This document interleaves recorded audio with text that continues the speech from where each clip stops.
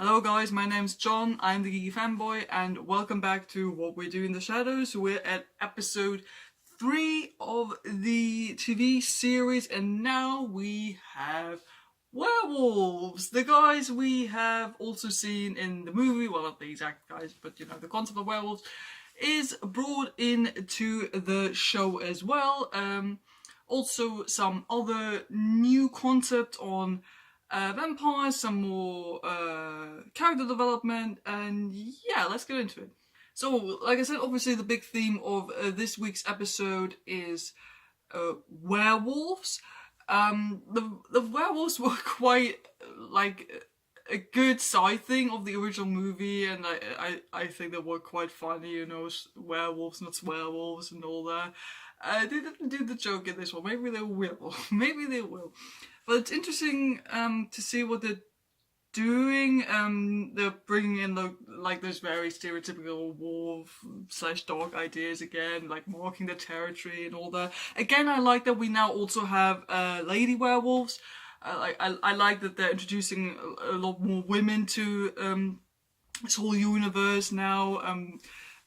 We also have like this one lady who's maybe kind of challenges the alpha male of the group. I thought it was kind of funny. They're even doing like a Twilight joke, since in Twilight like a lot of Native American people are werewolves, and they have this whole discussion that are all Native Americans or werewolves or Indians or werewolves, and the one guy's like, well, I'm actually Caucasian, I'm a werewolf. I like this. I like that little discussion there also, because you know, stab at Twilight, that was good. I like the how they solve the whole vampire versus werewolf thing. I thought that was hilarious, because like they get this huge werewolf to fight Nandor, and I was just with my friend, and we were like, oh shit, so this is not gonna end well. And then Nando just solves it like that, and the way he solves it, perfect. I love that. It was a very funny, very good solution to the problem. Of course, like the initial reason they fight is because they are because they go take a leak in Laszlo's garden. I'm not going to talk about the garden figures he has, because I get the joke, but I was also kind of, okay, really? Sure, why not? Yeah, we're getting some more depth into like the relationship between Laszlo and Nadia, which I thought was cool, like with the crypt and all that. That was kind of cute. What I like is that I still can't remember his name, so sorry.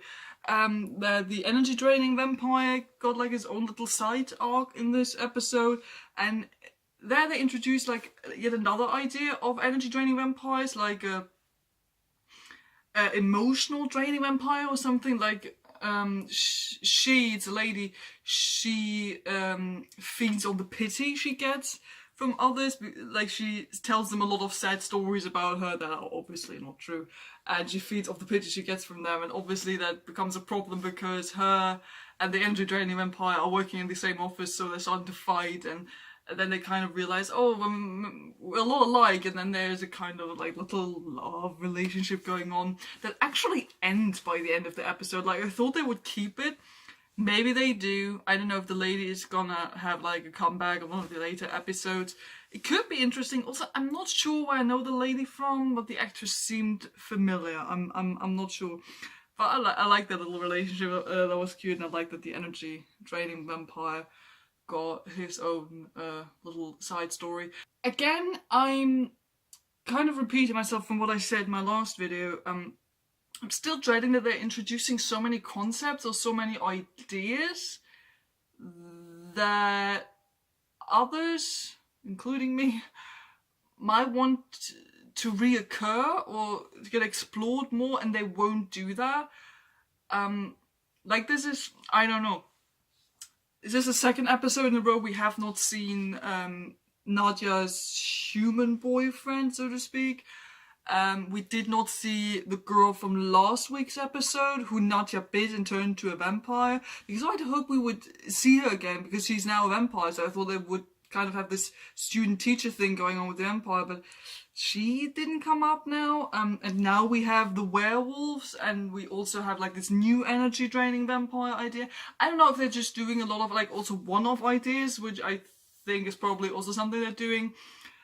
I'm also kind of thinking that they're not always following like the overarching story all the time, since like the overall story is that they're supposed to take over the new world of Staten Island at least, and that has not been addressed in this episode at all, really. And I don't know how many episodes they're gonna be, but I'm feeling like they are not focusing on this every single episode like that much, which I'm not quite sure yet if I like or not, because I do like it when you have a show where you can just put on an episode and you just watch it without having to have seen all the other episodes before it. But since they kind of tease like this overarching story arc in the first episode, especially with like the old vampire, I'm not sure where they're trying to go with this. We have also not seen the super old vampire who told them to take over the new world, otherwise shit would happen. We did not see him, and I thought it was kind of like a super important thing they have to do, and otherwise they get into trouble. So I did enjoy the episode. I did, because I love the werewolf concept in the whole what we do in the Shadows universe. And I do hope that we get to see more of the werewolves, because they were quite funny in the movie and they were quite funny in this episode now. But I also hope that we do address also some of the other issues that have already come up in past episodes, and that we do also, of course, go back to the overarching story arc. So yeah, those are my thoughts on this week's episode. What are your thoughts on it? Do tell me in the comments below. Don't forget to like and subscribe if you haven't done that already, and I hope I'll see you guys next time. Goodbye.